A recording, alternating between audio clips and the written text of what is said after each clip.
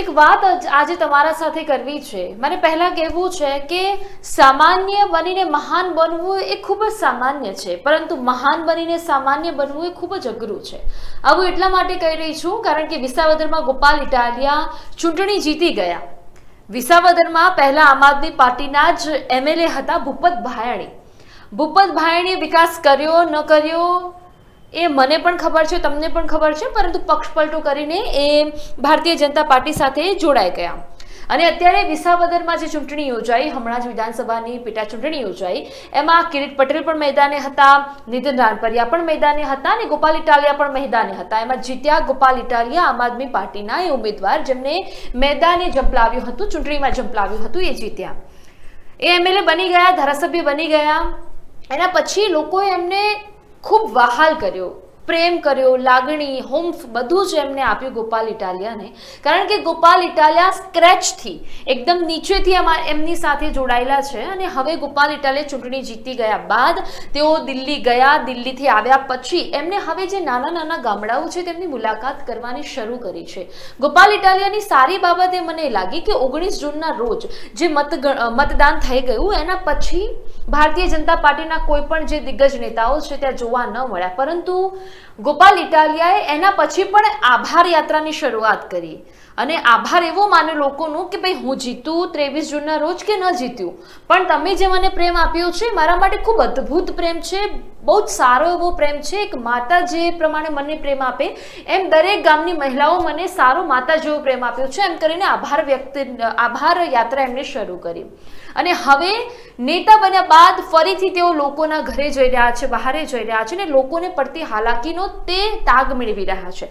એવામાં જ એક નાનકડા ગામમાં એવો જાય છે અને એ ગામનું નામ છે વિસાવદર, તાલુકાના માણંદિયા ગામની તેઓ મુલાકાત લે છે। આ મુલાકાત લેતી વખતે એક અદ્ભુત દ્રશ્યો સામે આવે છે। એક મહિલાનું હૈયાફાટ રુદન સામે આવે છે। રુદન એટલા માટે સામે આવે છે કારણ કે એ ગામ જે છે માણંદિયા ગામ છે, લગભગ 500 જેટલી વસ્તી ધરાવતું ગામ છે। એમાં જ્યારે કોઈ નેતા જાય છે ત્યારે મહિલા રડી પડે છે અને મહિલા એવું કહે છે કે અમારું ગામ ખૂબ જ નાનું છે, 500 વસ્તી ધરાવતું ગામ એટલે આપણે શું કહીએ, એક મોટી સભા કરતા હોય આ બધા નેતાઓ ત્યારે 500 લોકો તો બહુ સામાન્ય રીતે ત્યાં જતા રહેતા હોય છે ને એટલી જ વસ્તી ધરાવતું એ માણંદિયા ગામ છે અને ત્યાં ધારાસભ્ય ગોપાલ ઇટાલિયા પહોંચે છે। ત્યારે એવો રડતા રડતા એમ કહે છે કે સાહેબ આભાર તમારો કે તમે અમારા ગામમાં આવ્યા, બાકી આજ સુધી અમે નેતા કેવા હોય જોયા જ નથી, આજ સુધી અમારા ગામમાં કોઈ નેતા આવ્યા જ નથી। એટલે એ જોઈને રડી જાય છે, ગોપાલ ઇટાલિયાને દુખડા લે છે, ગોપાલ ઇટાલિયાને હાથ જોડીને એવું કહે છે કે તમે અમારા વહારે આવ્યા એ બદલ આપનો ખૂબ ખૂબ આભાર। નેતા કેવા હોય અમે જોયા નથી અને કોઈ નેતા અમારી ગામમાં આવ્યું નથી। એટલે આના પરથી સ્પષ્ટ થઈ જાય કે ભૂપત ભાયાણીએ ધારાસભ્ય રહીને ભારતીય જનતા પાર્ટીમાં અત્યારે ભલે તેમનો કોઈ પદ નથી, પરંતુ આમ આદમી પાર્ટીના ધારાસભ્ય રહીને એમને લોકોનું શું કામ કર્યું છે, લોકોના ઘરે ગયા છે, વિકાસ કર્યો છે કે નહીં, એ આના પરથી ખબર પડે।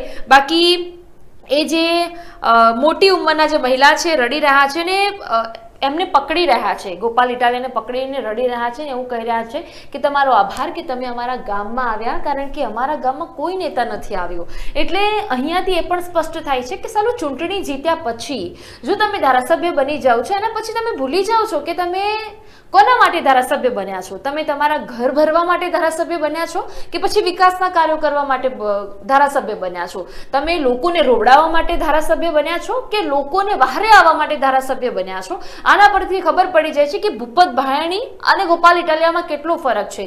હાલાકી બંને પક્ષ સેમ પક્ષના હતા, આમ આદમી પાર્ટીના ભૂપત ભાયાણી પણ હતા અને હવે ગોપાલ ઇટાલિયા પણ આમ આદમી પાર્ટીના છે, પરંતુ આના પરથી સ્પષ્ટ થાય છે કે આમ આદમી પાર્ટીમાંથી તેમને છેડો ફાડીને કેમ ભારતીય જનતા પાર્ટીમાં જવું પડ્યું, કારણ કે લોકો ભૂપત ભાયાણીને જાણતા પણ નથી, ઓળખતા પણ નથી। જાણવું હોય, ઓળખાણ પાડવી હોય તો લોકોના ઘરે જવું પડે, બહારે જવું પડે તો ખબર પડે કે કોઈ નેતા છે। 500 ગામની વસ્તી ધરાવતા લોકોને એમ પણ ખબર નથી કે અમારા ગામનો નેતા કોણ છે। મને નથી લાગતું કે આ માણંદિયા ગામના કોઈ પણ વ્યક્તિ ભૂપત ભાયાણીને સારી રીતે ઓળખતા હોય, કારણ કે જો ભૂપત ભાયાણીને ઓળખતા હોય તો પછી ગોપાલ ઇટાલિયાને એવું ન કહે કે ભાઈ અમારા ગામમાં તો કોઈ ધારાસભ્ય આવતું જ નથી, અમારા ગામમાં તો કોઈ નેતા આવતું જ નથી, અમારા ગામમાં નેતા નથી આવતું એટલે એમને ખબર જ નથી કે નેતા કોણ હોય છે। જે દ્રશ્યો તમે લાઈવ 24 ની સ્ક્રીન પર જોઈ રહ્યા છો એ દ્રશ્યો કદાચ થોડેક સમય માટે મને પણ ભાવુક કરી દેતા અને તમે જોઈ રહ્યા છો કે ગોપાલ ઇટાલિયા એકદમ સાદાઈપૂર્વક એકદમ શાંતિથી એમના ઘરે મુલાકાત લે છે અને હવે તેમને પડતી જે તકલીફો છે એનો તાગ મેળવશે ગોપાલ ઇટાલિયા. આ મુદ્દા પર આપનું શું કહેવું છે મને કમેન્ટમાં અવશ્યપણે જણાવજો. અને આપે હજુ સુધી લાઈટ 24 ન્યૂઝને સબસ્ક્રાઇબ નથી કરી તો સબસ્ક્રાઇબ કરી લેજો, જેથી પડના સમાચાર તમારા સુધી પહોંચતા રહે. નમસ્કાર.